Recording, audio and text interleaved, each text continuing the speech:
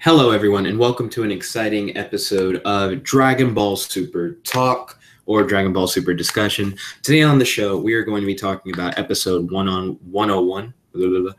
I very much enjoyed this episode and I have a lot of notes to talk about and a lot of screenshots taken, as you guys should be able to see. We're going to be going over a lot of what happened in this episode, and I have a lot of notes.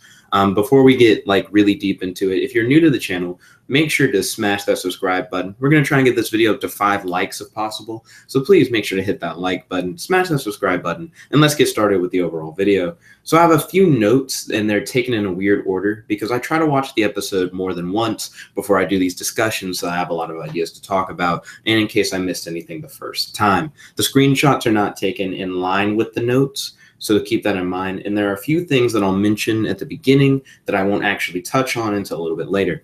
For example, is Kaba the only Universe 6 Super Saiyan with only one form? That's something that I'll go into a little bit later. Why is Vegeta targeting all these weaklings? Something I'll get into a little bit later. Caulifla claims that Kale has had time to... There we go. Now that's something that happened early on, and it really fucked with me. So let's see. Using the button to move through. So not that much though. Click one more to the side. There we are. So, and I like this image because it makes it look like Kale has Caulifla's hair. But Caulifla claims that Kale has had time to rest since the last episode, but it doesn't feel like any time has passed. Now, the text at the bottom of the screen doesn't match that particular part, but it was around here where she said that. And it's really odd to me because this episode seems to take place right after episode 100 left off. And for Kale to say that Caulifla has had some time to rest and get her stamina back doesn't seem right. It feels like a time inconsistency, but that could just be me. Tell me what you guys think in the comment section below, because I really do want to hear your thoughts, but it just doesn't seem like there's been enough time. Jiren and Toppo have a similar statement that they say, in which they reference having to go for a second so they can have some more time to refresh their stamina. I was like, what the fuck have they done? What have they done throughout the Tournament of Power throughout these last few episodes? Have we really seen Toppo and Jiren do a whole bunch? Maybe Toppo's been active, but we've seen Jiren only do one thing, really? You know, he slapped Kale out. Why does Jiren need to refresh his stamina? I get saving Jiren for the end, but the gods of destruction, not the god of destruction, the Kaioshin of the Pride Troopers universe even says at a certain point, we probably shouldn't be saving our power. So I don't see why Toppo would pull Jiren to the side when Goku is challenging Jiren so that Jiren can refresh his stamina. Did he really use that much energy against Kale? I feel like he didn't. I thought the whole point of that scene was to show us that Jiren is this huge powerhouse that can just knock Kale away. So I thought that was really weird and that it didn't really fully line up. Let's see. The next image here shows Frieza gripping one of the guys from Gawasu's universe, who we are all taking as jobbers. I mean, for real, those guys are jobbers AF. But it's interesting because Vegeta confronts Frieza over this and says, why did you grab my target or whatever? I was going to take him on. Why did you take him on kind of thing? And I thought that was really weird. Last time we saw Vegeta, it seemed like him and Kaba were going to fight. Then we see Vegeta before that facing off against the Universe 6 fusion, as people are calling it, where the dude, the really soft guy or whatever, who you punch him and he doesn't get hurt, was on top of the metal dude who could increase heat. It would be way better if I knew people's names. But the thing that gets me is Vegeta keeps fighting people for a little bit, and then the fight doesn't end. Vegeta doesn't win, the person doesn't get knocked out, some other bullshit happens, and Vegeta's fighting someone else. So when Vegeta said this, when he was like, oh man, why'd you get him? He was my target. It just feels really gross. It's like, Vegeta, why you're not finishing any of your fights, so I don't feel like you can talk shit. At least Frieza threw this nigga out afterwards. But I've heard someone call Frieza out too. Apparently, Frieza was torturing one character in a previous episode that we saw get knocked out later. It was the fat sumo wrestler dude, the pink dude. I was watching reel-to-reel productions, and they mentioned that Frieza was torturing him at one point. So it was weird to see him not being tortured later and fucking with Kale last episode. So there have been some weird things with us seeing Universe 7 fighters fight people, but then nothing comes out of it. And something like that's going to happen a little bit later in this episode too. So that's like a nitpick, but it seems like a pretty serious one, especially since Vegeta, and this is something Real to Real Production said about there was a video where Real to Real Production talks about Vegeta versus Kaba. Vegeta mentioned that he wants to be one of the last people in the tournament, so it seems kind of weird for him to not like do his all and really get rid of these other fighters. So it's odd that he keeps like half fighting people and not really knocking more people out of the arena. I feel like people should be focusing in this tournament less on like getting as many hits in as possible as they should be focusing on knocking as many people out of the tournament arena as possible. This pitifully made tournament arena made out of the most durable material in the multiverse we know of so far that just happens to break away all the fucking time.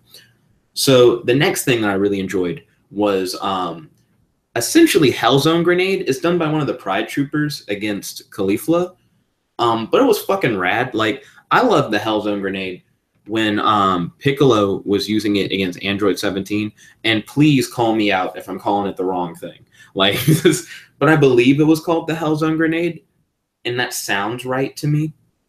But I really fucked with that. I fucked with that so much, seeing this move done. Now, I'm going to scoot back a little bit to this Lightning Roshi picture. I showed it for a little bit, but then I didn't actually talk about it. So this image of Roshi doing the Lightning Flash, it made me feel really weird because I'm not sure if Roshi knows the multiform technique, but if Roshi could multiform and use the Lightning Flash, it'd be really good. For one, Roshi could potentially have multiple copies of himself use the Lightning Flash to hold an enemy in place, and then the other copies can knock the opponent out of their arena using Kamehamehas. So while their opponent is suspended in the air and unable to do anything, the other multiforms just knock them out. Like, Roshi could be like a one-man just like tournament knockout machine by just turning himself into a group of people and knocking a bunch of people out at the same time. So I felt like it's a missed opportunity that Roshi is not demonstrating the multiform. And it seems like with him being a martial arts master, that the multiform should be something that he's capable of doing.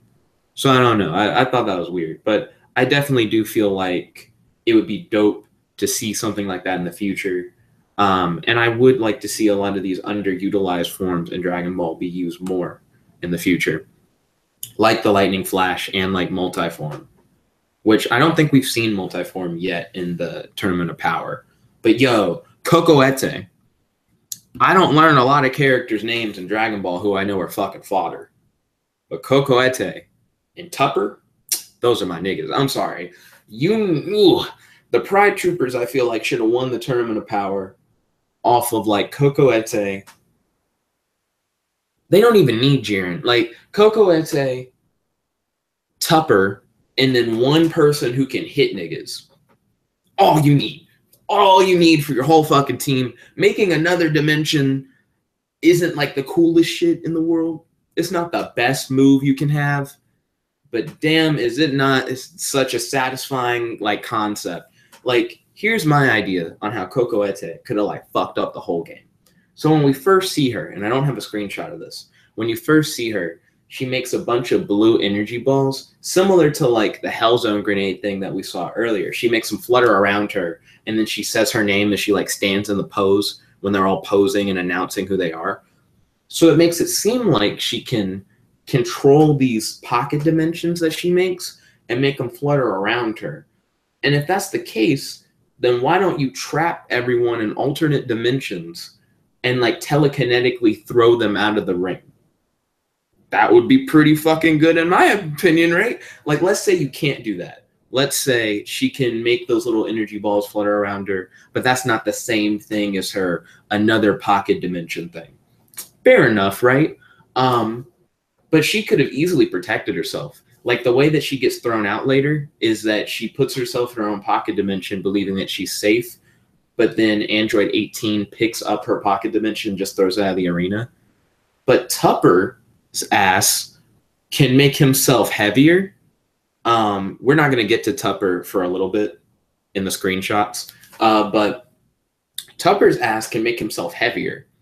So if she sat in like her pocket dimension with Tupper, and Tupper just made himself hella heavy, but not too heavy where they like sink through the arena because Kachi Kachin is brittle as fuck for some reason.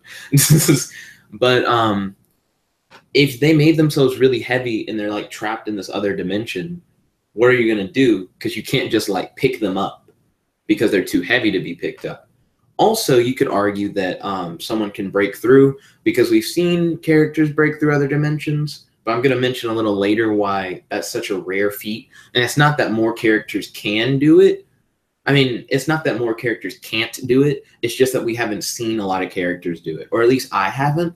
And I'm going to list near the end of this video how many characters we've witnessed like break through other dimensions versus how many are probably like strong enough to, but we've just never seen break through another dimension, if that makes sense. I should add Vegeta to that list because I haven't added Vegeta yet, but Vegeta's done it too. So I thought her thing was really cool. Back to how I was saying they don't need everybody in their team. If they could trap a bunch of people in a pocket dimension just long enough, right, to make the tornado guy spin around and throw them out of the arena while they're trapped in those balls, that's game. And Cocoette seems to be able to make those pocket dimensions with the greatest of ease, and she can make them as big as she wants too. So all she has to do is just like trap a bunch of people in these pocket dimensions, have the tornado guy run through, throw them all out of the arena. That's game. Another game thing they could do is Cocoette could surround the Pride Troopers with a pocket dimension barrier, like a dome, like what she makes at a certain point in this episode. And she could make the dome so big and have it expand outward that it just knocks everyone out of the arena. Like if you make the dome push away from you to where there's no like real space for anyone else on the arena floor, then the Pride Troopers who are at the center of the dome could just be the last ones there. And if anyone's breaking the expanding dome as it expands, you just keep making more. And as your opponent tries to rush you forward, you can have a smaller dome that's already around the Pride Troopers so that no one can like instant transmission in or anything like that. Because as we'll see later, when you're inside the other dimension, you can't sense energy and shit like that. And I have a theory that I'm going to talk about a little bit in this, but I'll probably make another video involving other dimensions and how that could be really important. Or really interesting to see in like future things, and how it's probably never going to be a thing in the show, but it might be, maybe, based on what we've seen. So moving on from this one, I just thought this was a cool shot of Android 17 and 18. What I really enjoyed about Android 17 and 18 in this episode is that they're like really tired of all the justice bullshit. Like you can see on Android 18's face, she's like, who are these fucking jobber fodder looking ass niggas, dude? But I like how Android 17 says to Casserole that like his justice bomber is a stupid attack, and how they just shit on him throughout like the whole episode. Like I really dig that. And I feel like I like their humor. It's very self-aware. Well, it's like they're more self-aware of the Pride Troopers and how ridiculous they are than the Pride Troopers are. Now, we're going to talk about Casserole for a little bit because he seems like an evil nigga. So the God of Destruction of the Pride Troopers universe says, and they make this like a really dark and creepy looking scene, Casserole is a battle professional who's conquered many planets. Whoa, whoa, whoa, whoa, whoa. I don't know. But something about conquering a planet doesn't sound right. I thought the Pride Troopers were like superheroes. I guess Casserole is a general, and I guess as a general, maybe it's more of like a military thing. But it just doesn't, maybe it's the tone of the scene. Maybe if they had said it and it wasn't this hard zoom in, but it just makes Casserole not sound like a good guy. But we saw Casserole like save a pet, I think, in an episode. like for a group of kids, like before the Tournament of Power started.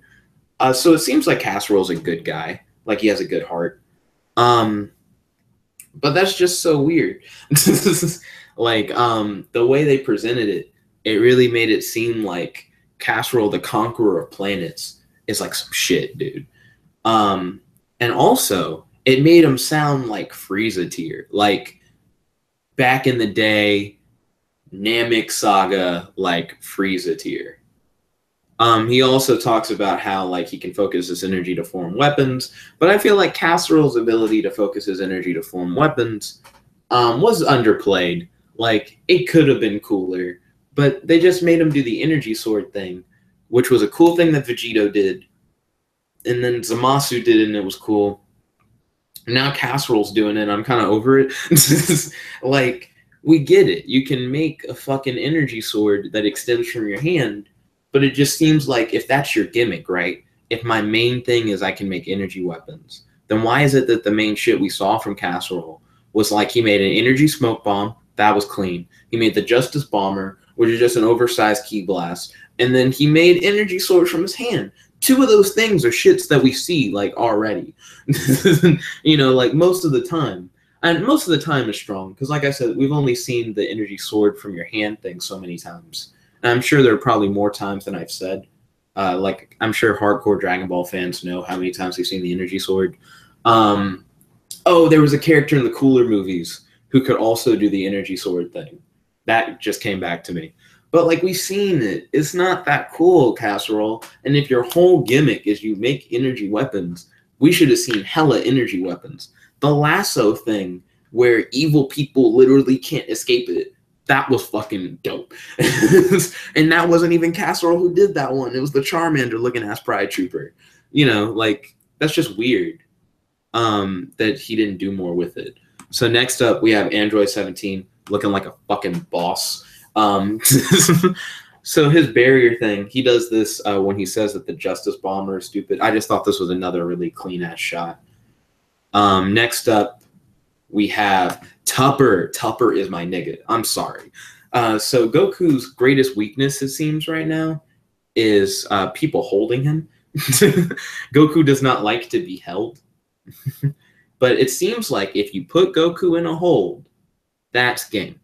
That's all, like, because Goku keeps having to break out of holds. And we saw him get put in a hold at the beginning of the Tournament of Power, and he went blue for that shit. He went blue to escape a hold.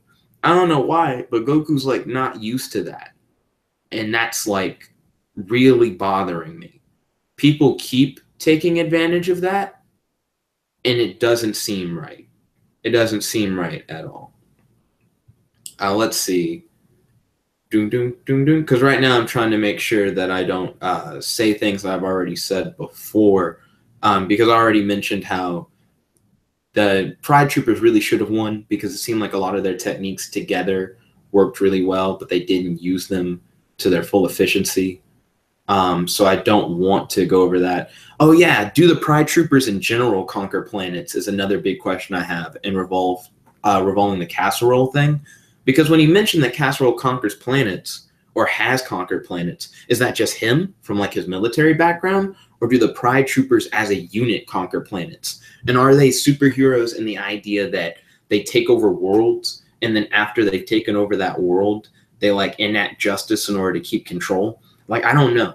I think their like justice angle is justice like with no limit. You know what I mean? Like Topo has this really strong concept of justice, and like the Pride Troopers are these superheroes who have to maintain it. But are they maintaining justice only because they've conquered these worlds, and the way that you keep these worlds under your control is to like keep the peace? If I'm enforcing justice, as I call it, then how is anyone going to overthrow me, kind of thing? If my people are content and feel safe under my rule, you know, it doesn't sound right. I don't like the use of conquering with superheroes. So I think the Pride Troopers may be a little darker than they lead on. And I find that actually rather fascinating. And I wonder if we're going to see any more hints at that possibly being a thing. I'm not saying it is, but it looks like they're dropping little nuggets of possibility. Let's see. I already talked about how the androids don't have time for the Pride Trooper shits. So I thought that was funny. I loved how Tupper turns his ass into a bay wheel. Like his power to like be really heavy, I thought was cool to like increase his weight. But I didn't expect him to turn into a fucking wheel. And then they literally do like the bay wheel let it rip thing when he gets pulled into the big ass tornado of the super speed dude, and they throw him. And when he comes out as a wheel, he's on fire. I thought that was fucking brilliant. Because he already felt like a bay wheel when he span around. And in case you don't know what a bay wheel is, it's like a Beyblade, but you shoot that bitch on its side. So it like rolls on the side and it looks like a wheel. And I mean, what a move. What a really like crazy move. I didn't expect that at all. Oh, also real quick. I just noticed this. If you look at him turn, you see like Kachi Kachin break up. I'm getting really sick and tired of fucking Kachi Kachin, the most durable material we've seen in the multiverse so far, break for no fucking reason. You can argue maybe there's some pebbles on the ground, and when he revs up to spin, he like knocks a few pebbles in the air. But get this bullshit out of here. If they're trying to say his rev is strong enough to like break Kachi Kachin, they're pushing it. Kale broke it with fucking like casual footsteps in Berserker mode. So this guy's spinning around and knocking that shit up in the air. I don't know. That's really annoying. They need to stop breaking it. And then when he gets knocked out of the tournament arena, he will also break Kachi Kachin on his way down. So yeah, it's time to stop. Can we stop breaking Kachi Kachin for no reason? Please.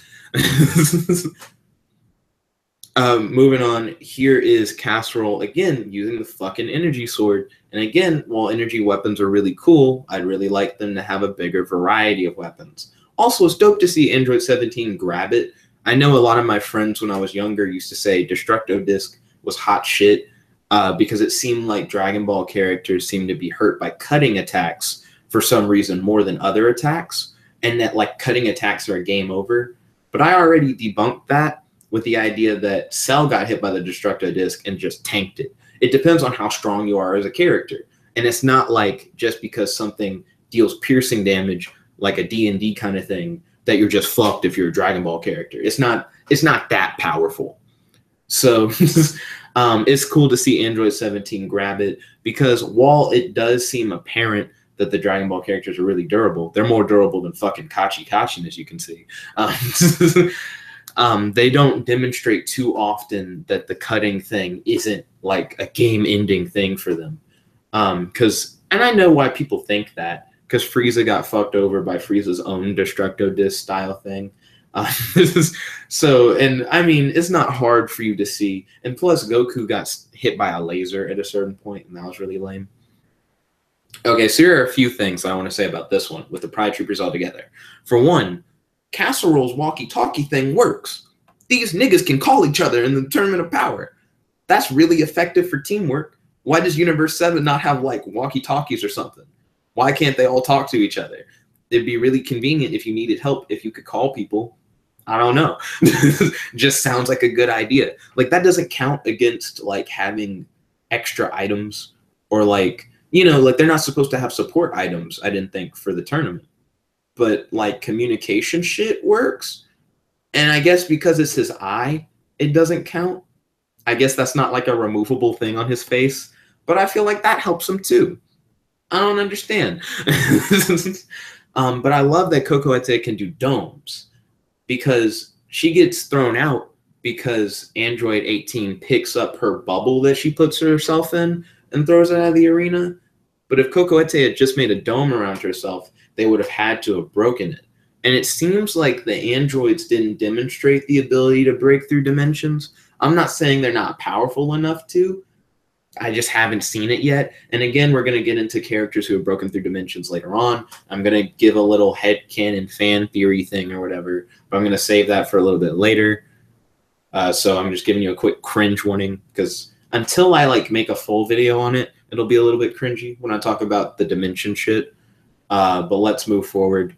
So, the fuck? This is this is an interesting image. I guess that was her making the dome.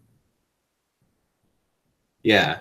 So I love how Goku cannot instant transmission into the other dimension. That's actually really interesting. Um, there are a few things that this opens up. Like, can Goku instant transmission to the hyperbolic time chamber? Like, is the fact that it's the other dimension that Goku can't like instant transmission there? I just find that interesting. Like, is that specifically Cocoete's dimensions you can't sense energy inside? Or is it that you just can't sense energy inside other dimensions, period? Post in the comment section below if that's been like demonstrated before. Like if we know whether or not they can instant transmission in other dimensions. Because I'd really like to know that. Like most definitely. So let's see, what is the next thing up?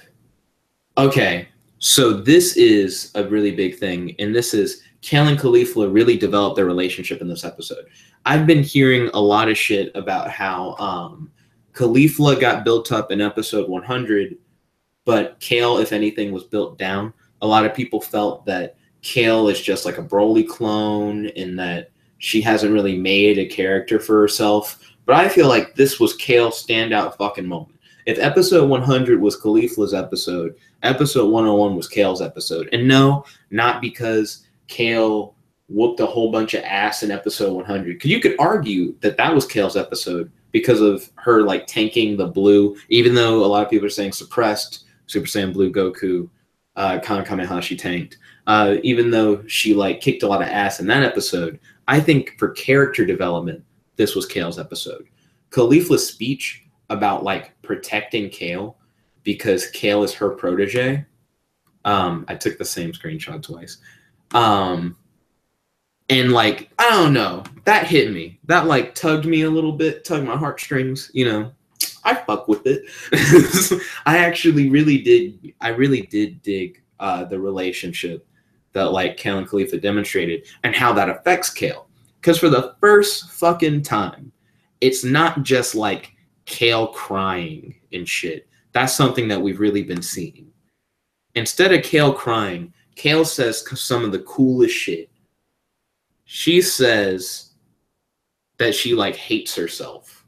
And that's what gets her to finally be able to, and this is fucking beautiful. She finally transforms into a Super Saiyan without it being like Berserker. It's Kale as a Saiyan, just straight up, and she's surprised. And it's cool because right after she says that she despises herself, she transforms and she's like, is this me? Because for her, this is truly her first time seeing herself transform. She hasn't remembered any of the time she's gone Berserker. To her, she sees herself as a burden, a failure. But now she can finally see herself for who she truly is as a Super Saiyan. And self-hate, I think, is also a way for Kale to escape this her being a Broly clone thing. Her just getting mad at Goku kind of thing. That, I think, crossed a lot of people's lines because it's like she's just doing the Kakarot thing over and over again, but they just changed to Son Goku and it made her a clone. But if Kale no longer has to transform out of hate for others, but can transform out of self-loathing, and eventually, I feel, as her character grows, out of self-confidence, that would be fucking dope. I actually really like that.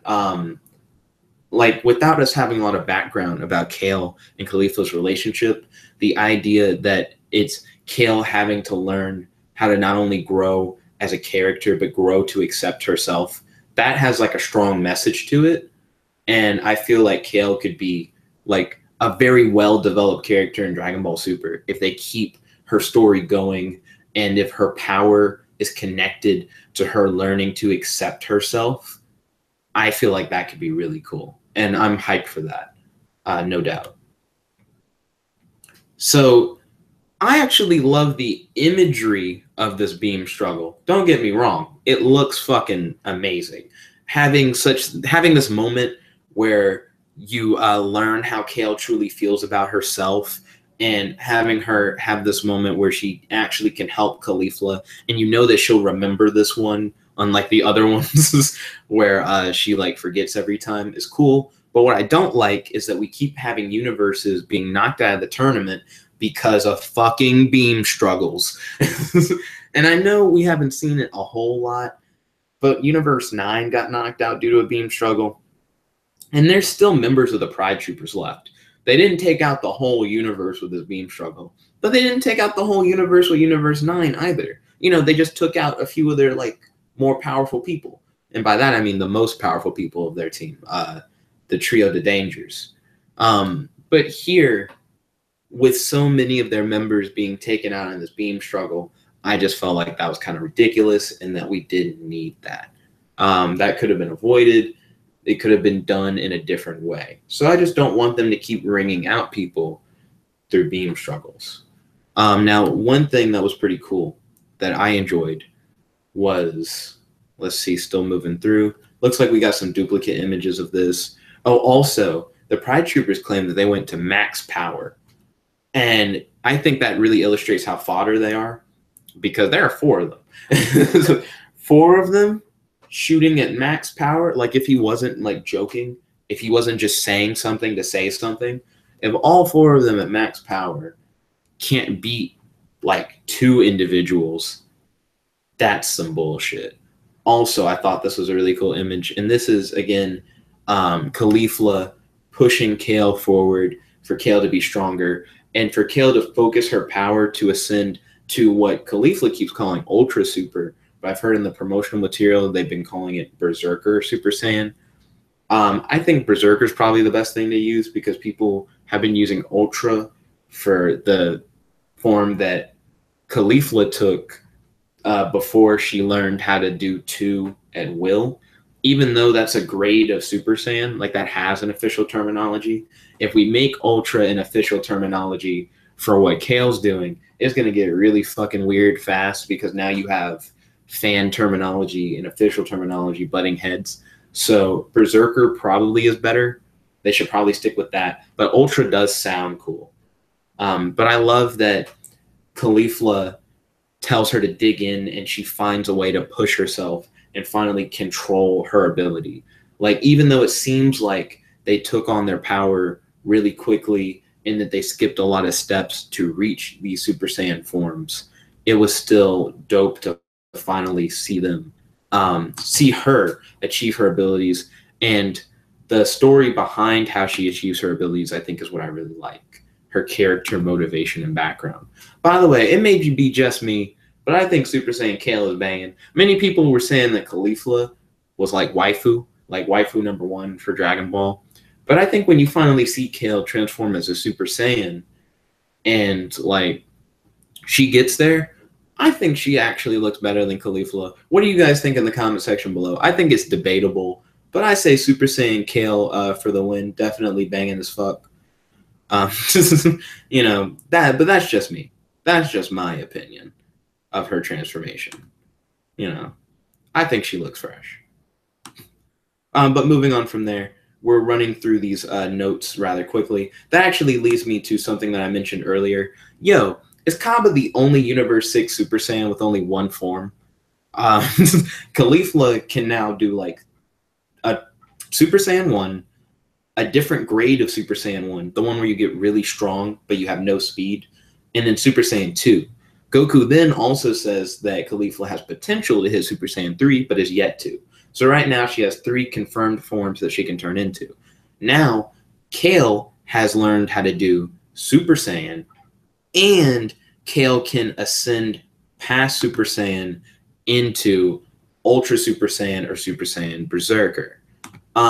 So that's at least 2 forms for her. So when is Kaba going to get a 3rd form? It makes me really feel like, with how confident Kaba was when approaching Vegeta last episode, I believe, and how he said it was like Vegeta's turn to get knocked out, that Kaba must have something up his sleeve. And I'd really like to see the Kaba versus Vegeta fight. But what I imagine what happened is when Kale went Berserker last episode, they got separated. So we're going to have to wait for that to come back around.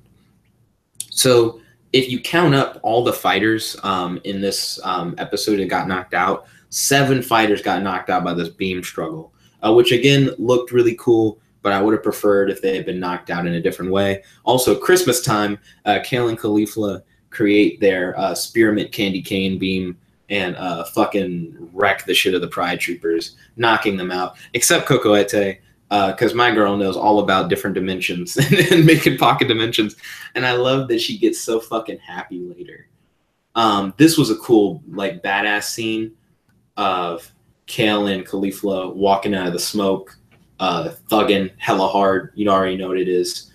But 7 fighters getting knocked out, not to just skim over that like it's such a casual thing, is a really big step. There are only 80 fighters to begin with. So more than, we already knew like 10 warriors had fallen out because we lost Universe 9. But like that's a good chunk to lose in one episode. We're wearing down through the fighters faster than I would have imagined, especially the Pride Troopers. To see so many of them get knocked out in one episode is just kind of a shocker. Like, I wouldn't have expected that at all. But let's see. The next big thing that I wanted to talk about in this episode is Goku essentially says that he's going to save Kale and Caulifla for later on. But, oh, well, not yet. Well, no, we already talked about this later on, that Android 18 just kind of throws Cocoette's ass out of there because she didn't go for the dome. She went for the bubble. And because she didn't use the strat earlier, but have Tupper make the bubble too heavy for them to throw and then layer the bubbles around each other to make it like a dimension in a dimension in a dimension. Like, that would have been really cool. Because then what do? The bubble's too heavy, and then you can break one dimensional layer, but then you still have more dimensional layers to break through. I feel like they really could have stood a better chance if they had made a heavy bubble, one that like their opponents couldn't have lifted. But Cocoette's ass looking like the fucking Shikon Jewel from Inuyasha getting thrown into the abyss. But Goku letting Kale and Caulifla leave, I guess I'm fine with. Like, I want to see Kale's character develop more. I want to see Caulifla and Kale's relationship grow. And with him letting them go, I think Caulifla is going to hit Super Saiyan 3. They're really hyping up the idea that Goku and Caulifla are going to fight later, and that we're going to really see them like push their limits.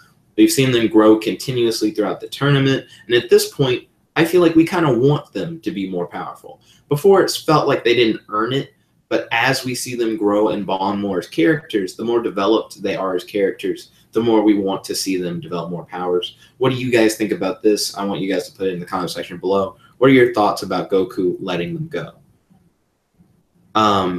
So then after that, I think I can finally go into like some of my fan theory thoughts. But before I get into that, we're going to look at some of these other images.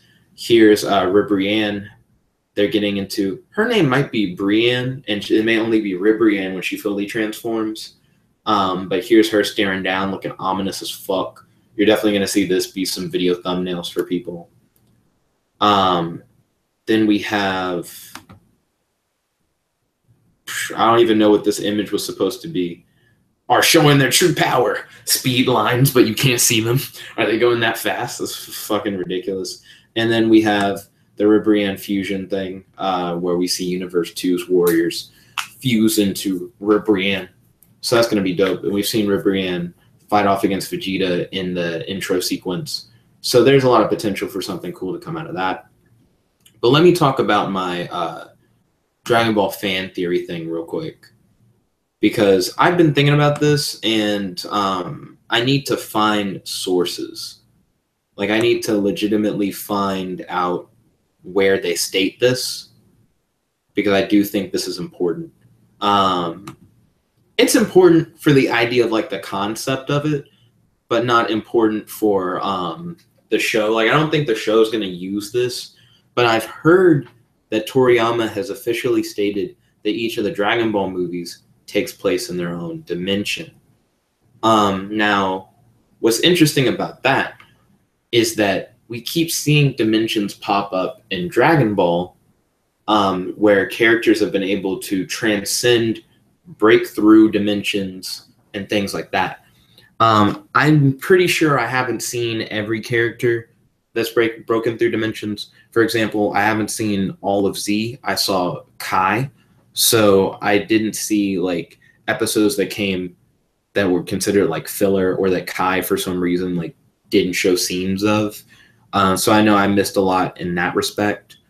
And then for Dragon Ball Super, I didn't watch the Resurrection F arc. I'm currently doing that. But that's the only arc that I've missed, because now I've seen the Battle of Gods arc.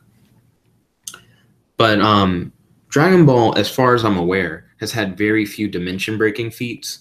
Boo screamed out of the hyperbolic time chamber. Gotenks screamed out of the hyperbolic time chamber. Vegeta has multiple times powered up hard enough to blow up the hyperbolic time chamber, which again is another dimension, which is why it's a dimension breaking feat. Goku powered up as SS Blue and could break out of the little like parallel dimension thing that Hit does. And I'm pretty sure he calls that a dimension, right? That sounds right. Tell me in the comment section below if the Hit thing is or is not considered another dimension. And now we've seen Kale power up and like escape dimensions, like through powering up. So with Kale being able to power up and break out of dimensions, we've seen 1, 2, 3, 4, 5 characters that are dimension breaking. And I'm not saying that other characters aren't, because I'm sure there are powerful characters that we've seen that should be able to break through dimensions. However, the androids seem to have had trouble trying to break through the dome. I'm not sure if they're capable of doing so. But if Android 17 is like, if you ballpark him to be maybe as strong as like Gohan or something, and again, that's just power scaling. We don't know how strong 17 really is compared to Gohan. That's just like me thinking so based on a quote I saw from a writer. But I don't know. You know, like, if you can break through dimensions, I've heard that Toriyama said that the Dragon Ball movies are each their own dimension. So if it's possible to, like, through brute force, break holes through dimensions, it seems like movie crossover stuff should be possible based on the current Dragon Ball canon. I'm not saying movie crossover stuff will actually occur. There are plenty of things that are possible through Dragon Ball canon. But the idea that you can dimension break in Dragon Ball, I think is really cool. And I would love to see more fan theories and fan discussions based around the idea of what happens if characters from the movies ended up in our world, and there actually is, in my opinion, if that Toriyama quote actually is real, where he says the movie are other dimensions, and then we have within the canon people breaking through other dimensions through a variety of ways, and it's not just like 2 people, it's a literal handful. Like, let's say my hand count is as much as we've actually seen, then it's a literal handful of people that are able to break the dimensions. Then it would be actually really cool for us to see that in the future. So what do you guys think about that? What do you think of the fan theory? What do you think about episode 101 overall? I'd really like to hear your thoughts. Please post them in the comment section below. And thank you so much for watching. If you're new to the channel, make sure to check us out. We like to post a lot of content related to Dragon Ball Super all the time. So thank you all once again. Truly appreciate your time and have a wonderful day. This is your boy, Jet Black, logging out. Peace.